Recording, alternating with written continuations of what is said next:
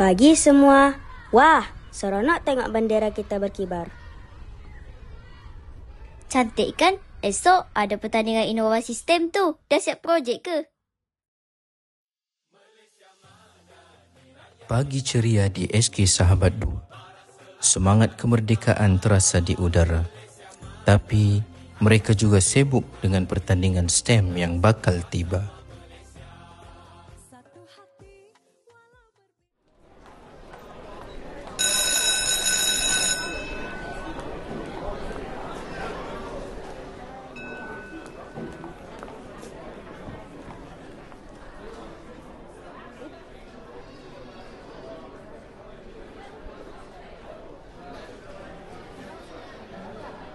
Macam mana kalau kita buat robot pembersih sekolah?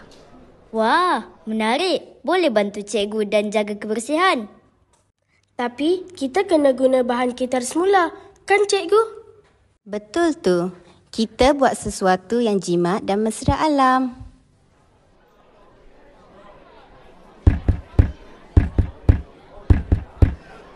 Aduh, tak jalan pun.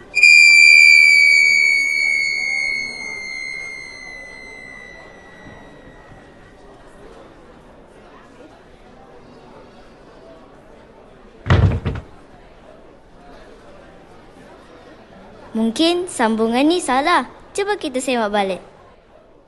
Jangan putus asa. Kan cikgu selalu kata, gagal sekali tak bermakna tak boleh berjaya. Setiap usaha ada cabarannya, tapi semangat juang mereka tidak mudah luntur.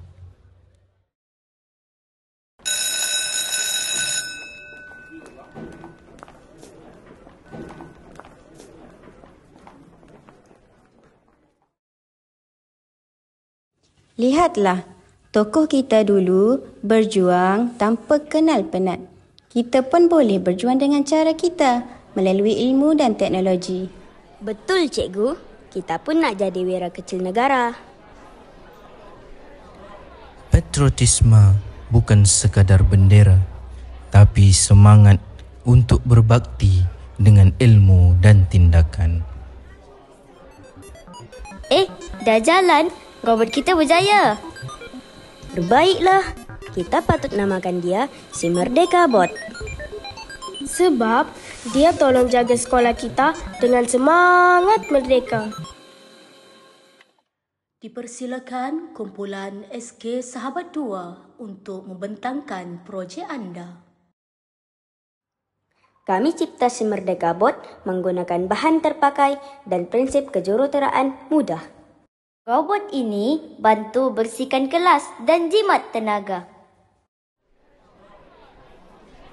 Mereka yakin dan bangga mempersembahkan hasil ciptaan untuk sekolah dan negara.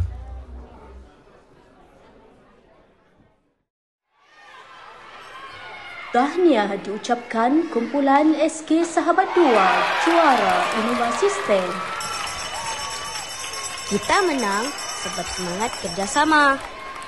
Dan sebab kita sayang sekolah kita. Menang bukan sekadar hadiah, tapi semangat cintakan tanah air yang tertanam di hati mereka.